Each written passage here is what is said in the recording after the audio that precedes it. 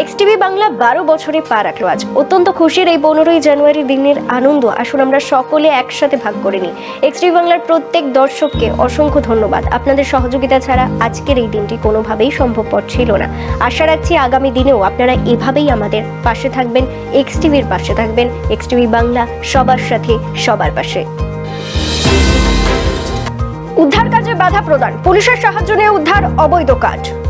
অবৈধ কাঠ উদ্ধারে বন দপ্তরকে বাধা বাড়ির মালিকের। বাধ্য হয়ে পুলিশের সহযোগিতা নিয়ে কাঠ উদ্ধার করলো বনকর্মীরা। সোমবার সকালে গোপন সূত্রে খবরের ভিত্তিতে কুমারগ্রাম ব্লকের পূর্ব নারায়ণথলী তেলিপাড়া গোপাল চৌপতি এলাকার একটি বাড়িতে অভিযান চালায় ভলকা রেঞ্জ এবং কামাখাগুড়ি মোবাইল রেঞ্জের বনকর্মীরা। বাড়ির উঠোনে চোরাই করা অবৈধ পাকাসাস এবং সিধা কাঠ মজুদ থাকায় কাঠগুলি উদ্ধার করার সিদ্ধান্ত নেয় বনকর্মীরা। সংশ্লিষ্ট বাড়ির মালিক কাঠ উদ্ধারে বাধা প্রদান করে বলে অভিযোগ। পিছু হাঁটে বনকর্মীরা। পরবর্তী সময়ে কামাখাগুড়ি ফাঁড়ির পুলিশের সাহায্য নেয় বনকর্মীরা। উদ্ধার হয় চোরাই করে রাখা 20 সেফটি কাঠ। সুযোগ বুঝে পালিয়ে যায় বাড়ির মালিক। উদ্ধার হওয়া কাঠের আনুমানিক বাজার মূল্য 30,000 টাকা। ভলকা রেঞ্জ সূত্রে জানা গিয়েছে, ঘটনার তদন্ত শুরু করা হয়েছে। অবৈধভাবে কাঠ মজুত করে রাখা এবং সরকারি কাজে বাধা প্রদান সমস্ত বিষয়ে আইনি ব্যবস্থা গ্রহণ করবে বন দপ্তর। Bureau report, XTV Bangla.